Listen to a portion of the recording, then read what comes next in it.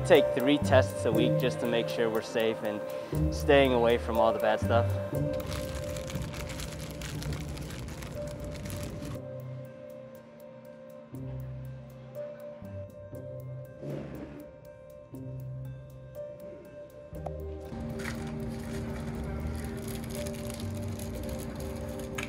It was a lot of fun, actually. It kind of made the experience a little less daunting. And it, we took a trip down here with a couple of my coworkers, so it was kind of fun getting to pick it all out and all that stuff.